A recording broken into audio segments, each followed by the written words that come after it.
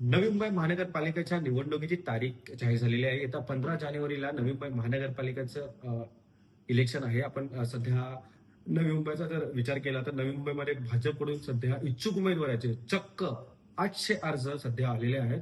आपल्यासोबत संवाद साधण्यासाठी भाजपचे माजी जिल्हाध्यक्ष रामचंद्रजी घरत आहेत. रामचंद्रजी, आपलं पुढारी न्यूज मध्ये स्वागत आहे. आपण पाहतोय की सध्या निवडणुकीचं वातावरण चांगलंच पेटलेलं आहे आणि 800हून अधिक उमेदवारांचे अर्ज आलेले आहेत. त्याबाबत काय सांगाल? भारतीय जनता पार्टीची रचना अशीच असते. प्रत्येक कार्यकर्त्याला न्याय मिळला पाहिजे, प्रत्येक कार्यकर्त्याला संधी मिळली पाहिजे, त्यांच्या कुवतीनुसार त्यांना काम दिलं पाहिजे, त्यांना पदं दिली पाहिजे. अशा प्रकारची स्ट्रॅटेजी ही पूर्वीपासून आहे. संघटनात्मक बांधणी असेल किंवा राजकीयदृष्ट्या बांधणी असेल, या सगळ्या विषयावर एक अतिशय पद्धतशीररित्या सगळ्या कार्यकर्त्यांना बरोबर घेऊन आम्ही काम करतो. साधारण 800 पेक्षा अधिक लोकांनी त्या दिवशी आमच्या प्रश्नावरला उत्तरं दिली आणि एक चांगलं वातावरण झालेलं आहे. एका एका प्रभागामध्ये 8-8, 9-9 लोक इच्छुक आहेत, 10 लोक इच्छुक आहेत. सामान्य कार्यकर्ता देखील तिथे इच्छुक म्हणून आलेले आहे. त्यालाही आशा आहे की कुठे ना कुठेतरी पार्टी आपला विचार करेल आणि एक चांगली स्ट्रॅटेजी तयार झालेली आहे भारतीय जनता पार्टीची. त्या माध्यमातून प्रत्येक प्रभागामध्ये जर 15 लोक जर इच्छुक असतील आणि ते 15 लोकांमधून आम्ही सुरुवातीलाच सांगितलं कोणतरी 4 जातील, बाकी 11 लोकांनी अतिशय चांगली मेहनत करून त्या उमेदवाराला निवडून आणायचे.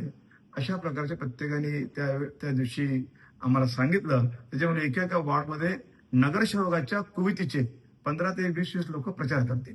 खरं तर गरजची इच्छुक उमेदवारांची चाचपणी देखील सुरू आहे. कशा पद्धतीने आपण चाचपणी करता? कारण की आपल्याला चांगला एक अनुभव आहे, आपण एक वरिष्ठ नेते देखील आहात. त्याबाबत काय सांगा? चाचपणी सुरू आहे. आमच्या वरिष्ठांच्या माध्यमातून इथे सर्व्हे सुरू आहे. एक सर्व्हे झाला देखील. त्याच्या माध्यमातून ते निवड होईल.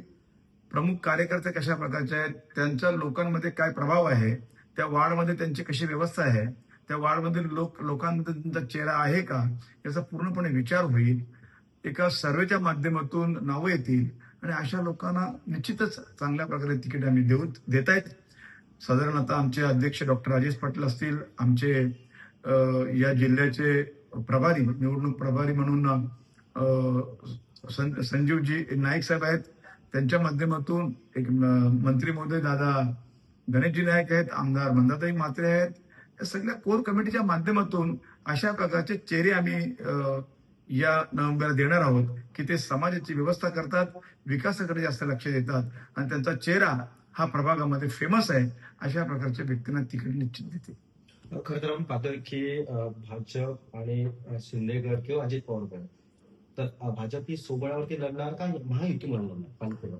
हे खरं तर कार्यकर्त्यांचा एक प्रभाव बघता की आपण सोबत लढूया. शेवटी असं होतंय की प्रत्येक कार्यकर्त्याला जर न्याय द्यायचा असेल, बऱ्याचशा मोठ्या मोठ्या कार्यकर्त्यांना जर न्याय द्यायचा असेल तर सोबळावर लढावं, असं आमच्या संघटनात्मक मिटिंगमध्ये नेहमी ती चर्चा होते. आमचे डॉक्टर राजेश जे आहेत अध्यक्ष, ते प्रत्येक 15 दिवसांनी 2 मिटिंग घेत आहेत. त्या 2 मिटिंगमध्ये देखील असाच कळ दिसतोय की आपण सोबत लढूया. पण शेवटी हा निर्णय वरिष्ठांचा असतो. हा निर्णय ना जिल्हाध्यक्ष घेऊ शकेल, ना इथले प्रभारी घेऊ शकतील. हा निर्णय वरून येईल. हा मोठ्या प्रमाणाचा निर्णय आहे.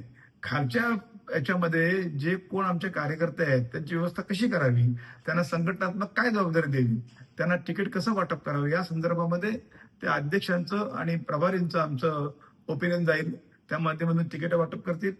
पण युतीच्या माध्यमातून जर निर्णय घ्यायचा असेल आणि ते कशा प्रकारे निर्णय घ्यायचा असेल, वाटप कसं असेल, हा सगळा निर्णय वरिष्ठ घेतील.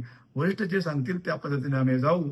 पण सध्या तरी खालच्या आमच्या वर्गातील कार्यकर्त्यांमध्ये अशी भावना आहे की आम्हा लोकांना या निवडणुकीमध्ये कुठेतरी स्थान मिळावं आणि म्हणूनच युती नाही झाली तर बरं होईल, असं त्यांची विनंती आहे. खरं तर एक शेवटचा प्रश्न, मग महापौर कोणाचा? महापौर युतीचाच होईल आणि जर युती नाही झाली तर निश्चितच मी आपल्याला सांगू इच्छितो की भारतीय जनता पार्टीचा महापौर होईल.